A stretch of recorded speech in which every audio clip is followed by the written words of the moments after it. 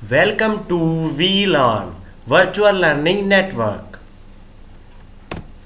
Welcome to the fourth session of Advanced Data Communication. The topics covered are the wireless network channel, in-depth propagation loss, interference, frequency selectiveness, time selectiveness, multipath, diversity, and resource management in wireless networks. First of all, the wireless network channel. When we shift focus from fixed networks to wireless ones, the first issue to consider is the effect of channel on signal properties. Means अगर हम wire based network की बात करें और हम अगर wireless network की बात करें तो दोनों की सिग्नल प्रॉपर्टीज में काफ़ी इफेक्ट्स होता है.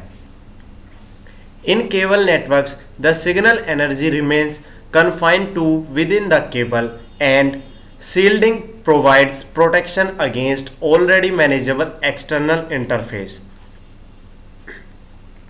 मीन्स केबल नेटवर्क्स में या वायर बेस्ड नेटवर्क्स में सिग्नल की एनर्जी कन्फाइंड होती है केबल में ही क्यों, और जो केबल में शील्डिंग होती है उससे हमें इंटरफेरेंस से प्रोटेक्शन मिलती है.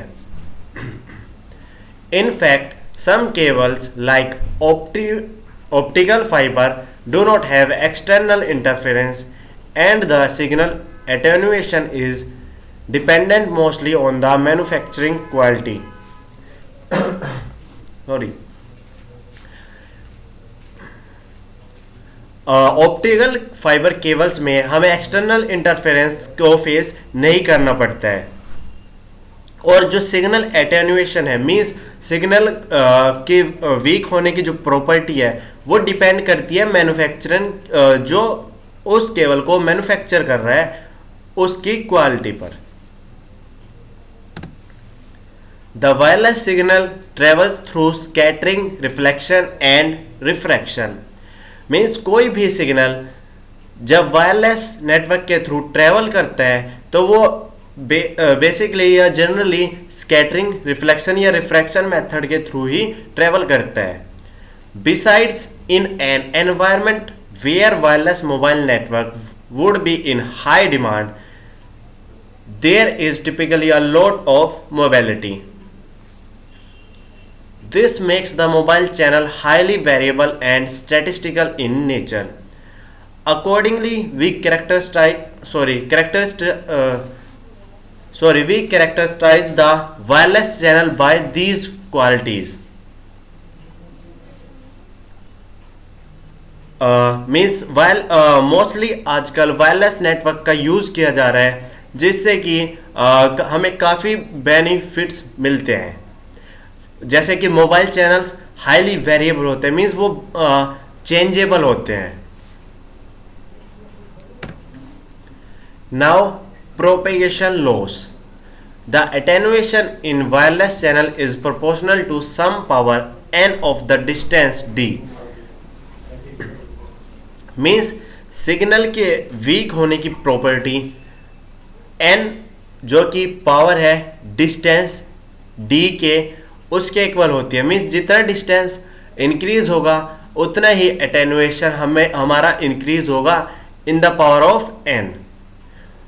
For free space n is equal to 2. Means अगर फ्री स्पेस की बात करें तो n की वैल्यू कांस्टेंट होती है means 2. For other wireless environments such as indoor and downtown areas n varies typically between 3 and 5. और अगर हम इंडोर्स या डाउनटाउन एरियाज की बात करते हैं तो n की वैल्यू वेरी करती है between 3 to 5. A large number of studies in different environments have resulted in a large number of propagational models. Means we have different kind of propagational models. A large number of studies in different environments have resulted in a large number of propagational models. However, not only these models are non-deterministic but are not applicable for a general network designed to cover indoor, outdoor, city and suburbs. Means जो प्रोपेगेशनल models होते हैं वो nature में non deterministic होते हैं. Means हम उनको pre डिफाइनली determine नहीं कर सकते हैं और वो जनरली इंडोर, आउटडोर, सिटी और सब बस में अप्लाई या एप्लीकेबल नहीं होते हैं. मीन्स हम उनका यूज इंडोर या आउटडोर नेटवर्क के लिए नहीं कर सकते हैं. Since some propagational models are necessary in order to decide the antenna power and coverage, the standardization organizations have recommendation about propagational laws. कुछ प्रोपेगेशनल मॉडल के थ्रू हम डिसाइड करते हैं एंटीना की पावर या वो कितना डिस्टेंस कवर कर रहा है. ये कुछ प्रोपेगेशन मॉडल के थ्रू हम डिफाइन कर सकते हैं. बट हमें प्रोपेगेशन लॉस भी फेस करना पड़ता है due to this propagation models. A wireless network designed for one type of environment may not perform as good in other environment. Means wireless networks are dependent on the environment. If one model is working effectively in one environment, it is not like that it will work at the same performance in the another network. Now we have interference. Even though most of the wireless bands are licensed, there are still numerous sources of interference, both natural and man-made. Means जितने भी wireless bands होते हैं वो mostly licensed होते हैं, but फिर भी interference आने के बहुत ज़्यादा चांसेस होते हैं वायरलेस नेटवर्क में. और इंटरफेरेंस के सोर्स नेचुरल भी हो सकते हैं या मैन मेड भी हो सकते हैं. In some cases such as wireless LANs, the frequency band is usually not licensed. कुछ केसेस में वायरलेस LANs जैसे कि वायरलेस LANs में फ्रीक्वेंसी बैंड लाइसेंस्ड नहीं होते हैं. This gives anyone the liberty to use the same frequency at will. इससे उस फ्रीक्वेंसी को कोई भी यूज कर सकता है. In addition to these factors, the wireless signal is easy to be interfered by enemy. Means, due to this reason, anyone can interfere to our wireless signals.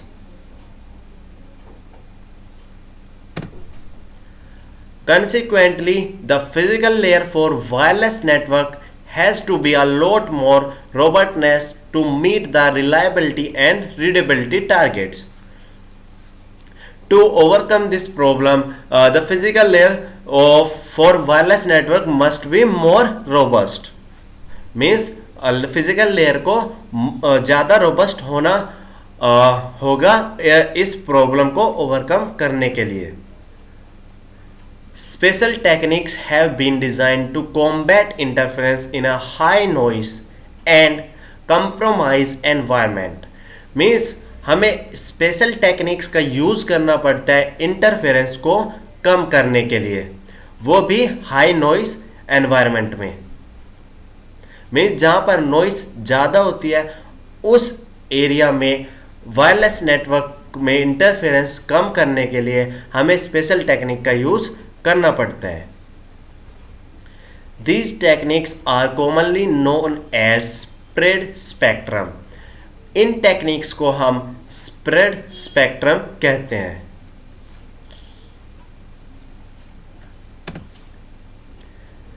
Now we have frequency selectiveness. A filter is a device that has selective response. A frequency filter is a device whose response is different whose response is different for different frequency ranges. Means filter एक ऐसा device होता है जो कि selective response provide करता है, and frequency filter एक ऐसा डिवाइस होता है जो डिफरेंट डिफरेंट रिस्पॉन्सेज प्रोवाइड करता है डिफरेंट डिफरेंट फ्रीक्वेंसी रेंजेस के लिए। Usually cables have a smooth response over a certain range of frequencies and gradually attenuating response outside this band means cables में जो रिस्पॉन्स होता है वो स्मूथ होता है कुछ फ्रीक्वेंसी की रेंजेस के लिए, और जो एटेनुएटिंग रिस्पॉन्स होता है आउटसाइड दिस बैंड वो ग्रेजुअली इंक्रीज होता रहता है। This makes it easy to define a bandwidth for a cable. Due to this reason, हम किसी भी केबल की बैंडविड्थ को easily define कर सकते हैं। The wireless channel, however, has highly frequency selective responses. Means जो वायरलेस नेटवर्क्स होते हैं उनमें फ्रीक्वेंसी सेलेक्टिव रिस्पॉन्स बहुत ज़्यादा हाई होता है। In figure 1 shows an imaginary cable and wireless band. Now in frequency selectiveness, due to frequency selectiveness behavior of a wireless channel, signal distortion is more prominent for some frequency components than the other. Means frequency selectiveness behavior के कारण wireless channel में signal डिस्टोर्शंस कुछ area में या कुछ conditions में ज़्यादा होता है due to frequencies. This makes it highly difficult to use a repeater और amplifier to boost the signal power. Due to this reason repeater या एम्पलीफायर को यूज़ करने में हमें काफ़ी सारी डिफ़िकल्टीज़ को फेस करना पड़ता है। जनरली हम रिपीटर या एम्पलीफायर के थ्रू जो हमारा सिग्नल एटेन्युएशन के कारण वीक होता है उसको हम बूस्ट करके फर्दर डेस्टिनेशन सिस्टम तक सेंड करते हैं।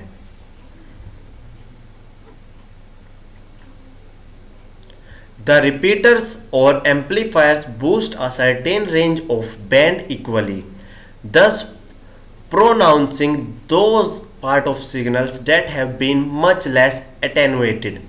Means रिपीटर और एम्पलीफायर किसी भी सिग्नल को बूस्ट करने का काम करते हैं। Instead of amplification, equalization is the usual resource to deal with frequency selective channel behavior. Equalization is another device that is deal with frequency selective channel behavior.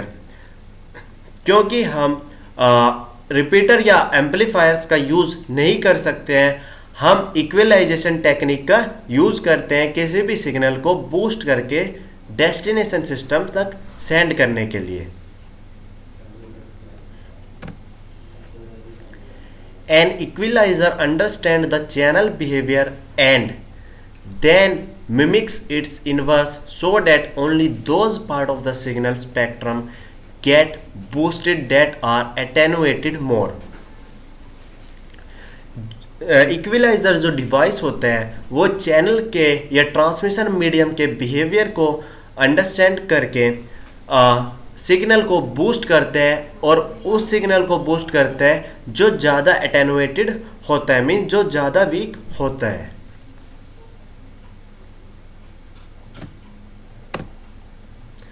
This is the pictorial representation और we can say imaginary channel frequency profile for cable and wireless channel. This is for cable and this is for wireless network. This is the bandwidth, amplitude, and in wireless network as this is the bandwidth with respect to frequencies. Now we have time selectiveness. not only in a wireless signal subject to the frequency selective behavior of the channel but also its time selectiveness. Means जैसे frequency selective behaviour matter करता है wireless network में, वैसे ही time सेलेक्टिवनेस भी matter करता है wireless networks में.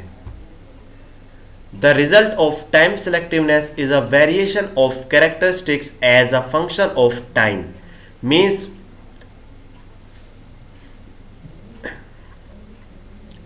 Time selectiveness में टाइम एक इम्पोर्टेंट फैक्टर होता है. The signal could fade for a long time or quickly for many short duration. Means जो भी सिग्नल होता है वो लॉन्ग टाइम के लिए फेड भी हो सकता है या बहुत फास्टली भी सेंड हो सकता है शॉर्ट ड्यूरेशंस के लिए. If a signal fades away for a long time we call this slow fading. Means अगर कोई सिग्नल लॉन्ग टाइम के लिए फेड होता है तो उस कंडीशन को हम स्लो फेडिंग होते हैं, जिसमें कि सिग्नल काफी टाइम के लिए डल हो जाता है. If the signal fades rapidly then this behaviour is called as fast fading. Means अगर कोई सिग्नल जल्दी जल्दी फेड हो रहा है, मीन्स इमीडिएटली या शॉर्ट टाइम के लिए फेड हो रहा है, तो उसको हम फास्ट फेडिंग कहते हैं. One measure of the rapidness of fading is the bit duration in digital transmission. Means bit duration के थ्रू हम किसी भी सिग्नल की रैपिडनेस को, और we can say rapidness of fading को मेजर कर सकते हैं. Accordingly, a channel is slow fading as long as fading duration is longer than the bit duration, and it is fast fading if the fading duration is shorter than the bit duration. अगर fading duration large होता है as compare to bit duration, तो उसको हम slow fading कहते हैं. और अगर फेडिंग ड्यूरेशन लेस होता है as compare to bit duration, उस सिचुएशन को हम फास्ट फेडिंग कहते हैं. Just like the frequency selective fading, the fast fading is hard to invert and time equalization is needed for this purpose. For this purpose.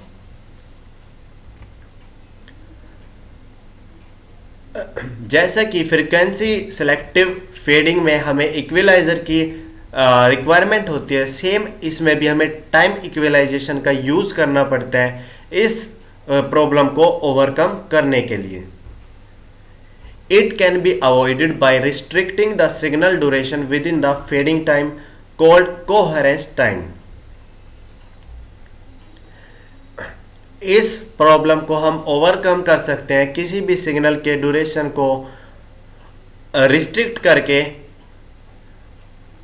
With in the fading time. Means fading time में किसी भी signal को restrict करके हम इस problem को overcome या avoid कर सकते हैं, जिसको हम कोहेरेंस टाइम कहते हैं. If T is the coherence time during which fading remains flat, then its bandwidth should be restricted within 1/t hertz. Means अगर t को हम कोहेरेंस टाइम अज्यूम करें जो कि कांस्टेंट रहता है, जिसमें फेडिंग टाइम रिमेन्स कांस्टेंट रहता है, तो उसका बैंडविड्थ इक्विवेलेंट होता है 1/t हर्ट्ज के. Now we have multipath, means multiple paths. Multipath is the phenomenon responsible for some of the channel characteristics discussed above.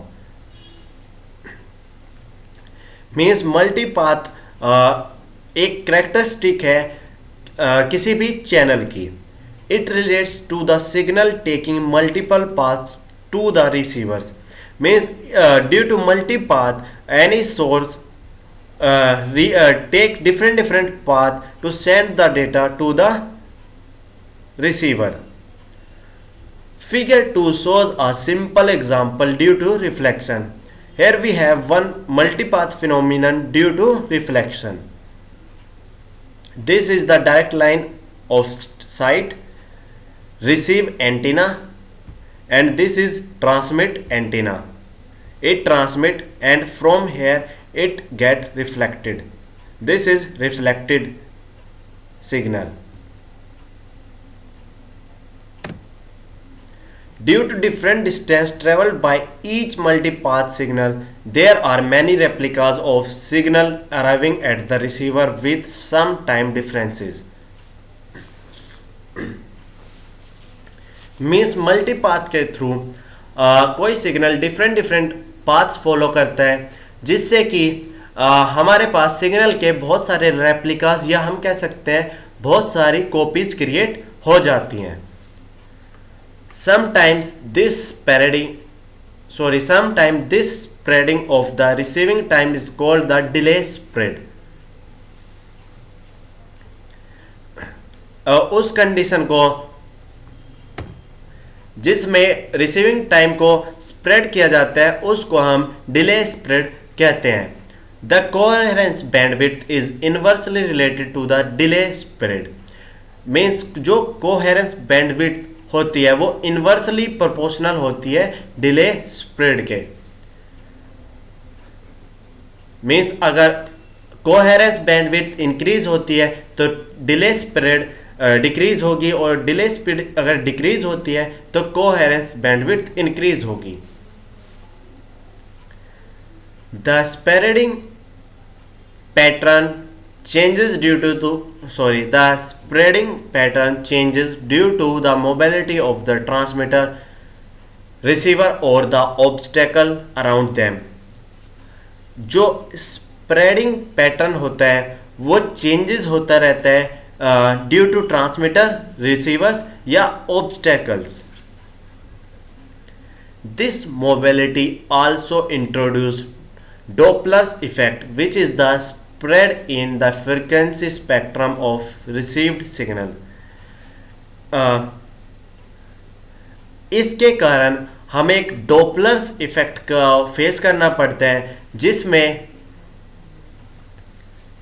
Frequency spectrum को स्प्रेड मीन जिसमें frequency spectrum of received signal spread हो जाता है. Means वो different directions में फैल जाता है.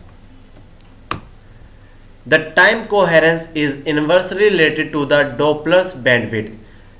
Same as time coherence is inversely proportional to the delay spread. Same as time coherence is also inversely related to the Doppler's bandwidth. Now we have diversity.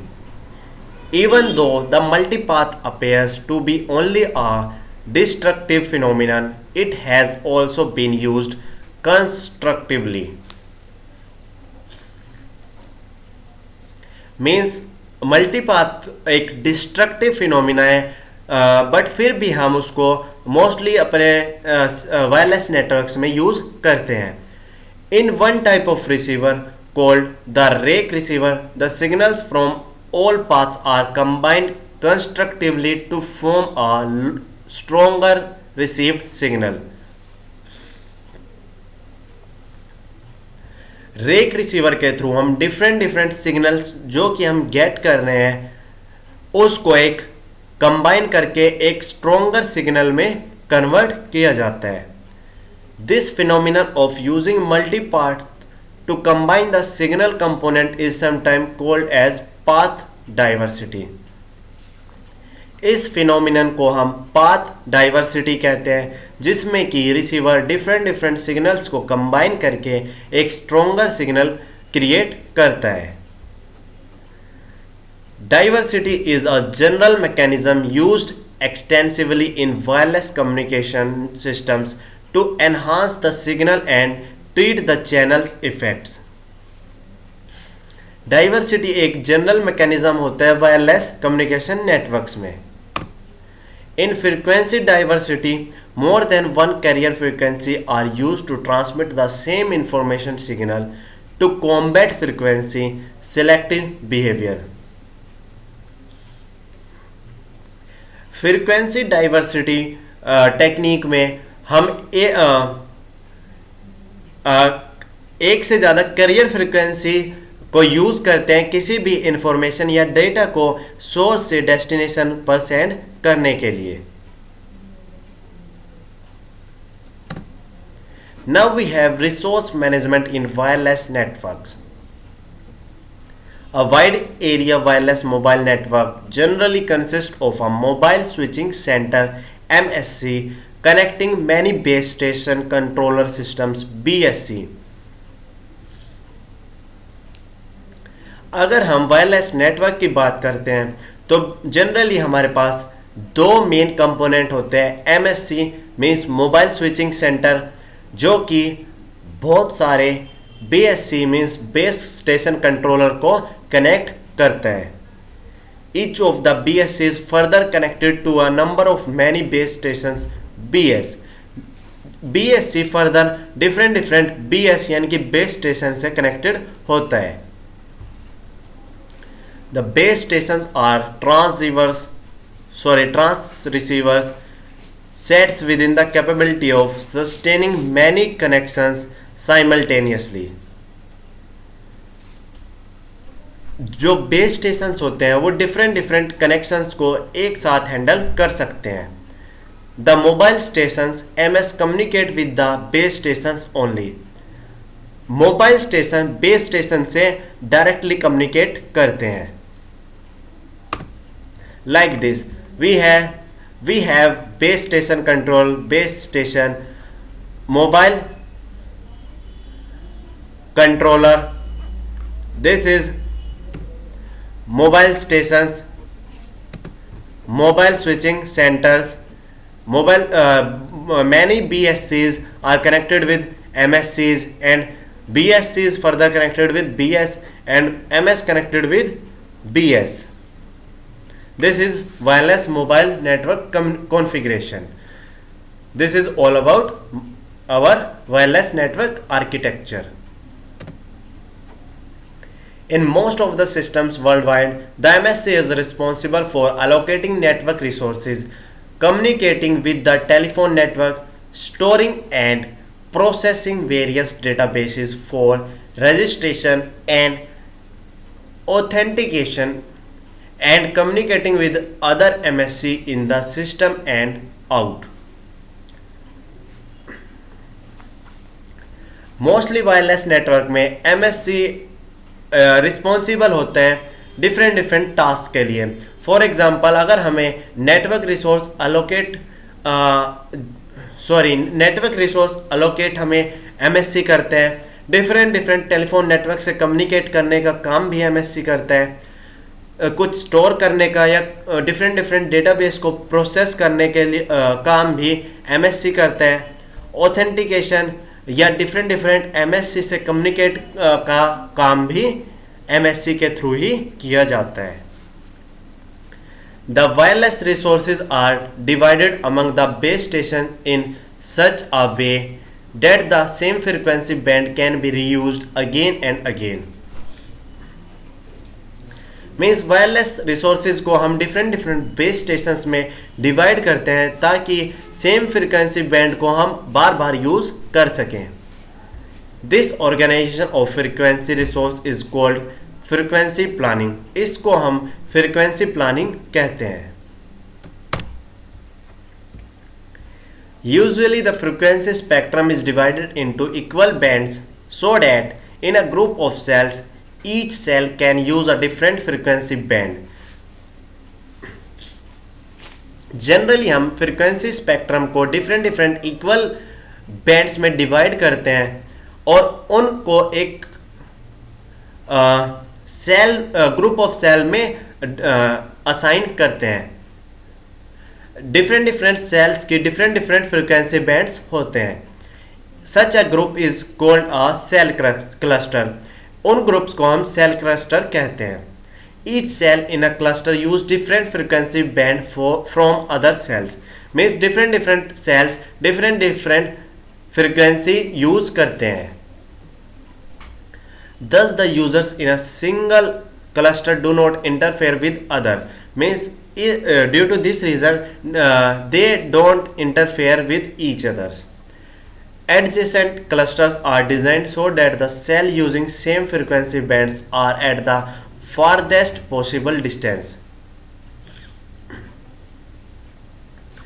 जो cells same frequency band use करते हैं उनको हम farthest possible distance पर place करते हैं। Cells using the same frequency bands are called co-channel cells. जो channels same frequency bands use करते हैं उनको हम को चैनल सेल्स कहते हैं। Figure 4 shows a cellular system layout with two clusters, each having 7 cells in it.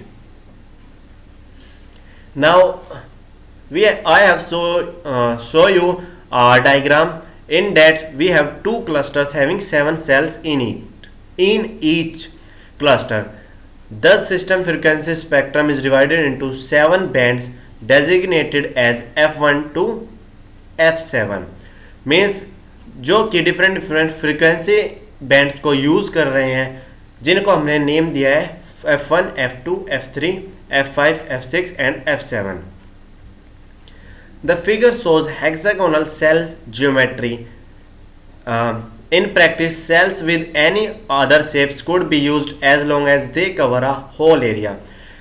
इस diagram में हमने हेक्सागोनल ज्योमेट्री का यूज किया है, बट हम कोई और शेप भी यूज कर सकते हैं जो कि होल एरिया को कवर कर सके। The hexagonal has some geometric properties that give them advantage over other shapes. Means hexagonal is beneficial as compare to other shapes to represent frequency spectrum like this. These are co-channel cells. An example of cell geometry using 7 co-channel cells in a cluster from F1 to F7. The center of each cell contains one BSC and one or more BS depending upon whether the antennas used are omnidirectional or directional. Means इस diagram में cell BSC use कर सकते हैं, एक BSC use करते हैं और एक से ज़्यादा BS यानी कि बेस स्टेशंस को यूज किया जाता है। ये डिपेंड करता है एंटीना ओमनी डायरेक्शनल है या डायरेक्शनल है। मीन्स एंटीना के सिग्नल सभी डायरेक्शंस में मूव ट्रेवल करेंगे या सिर्फ एक ही पर्टिकुलर डायरेक्शन में मूव करेंगे। In cellular networks the frequency planning is done by dividing a geographical area into small service areas, each called a cell. Means frequency planning करने के लिए हमें geographical area को small service area में divide करना पड़ता है और उन small service area को हम cell कहते हैं। How is the frequency resources to be used in each cell? There are several options such as frequency division multiple axis known as FDMA, in which the frequency band is divided into many smaller bands, each sufficient for a single call. Means FDMA में हम एक frequency band को different smaller band में divide करते हैं जो कि एक सिंगल कॉल को हैंडल करने के लिए रिस्पॉन्सिबल होते हैं। These smaller bands are called the frequency channel. उन smaller bands को हम frequency channel कहते हैं।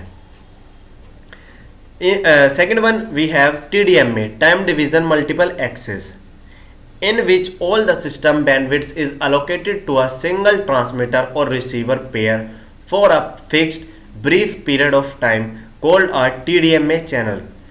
TDMA में हम एक कंप्लीट बैंडविड्थ को पर्टिकुलर टाइम के लिए ट्रांसमीटर या रिसीवर को प्रोवाइड कर देते हैं और उस टाइम को, उस पर्टिकुलर टाइम को हम TDMA चैनल कहते हैं।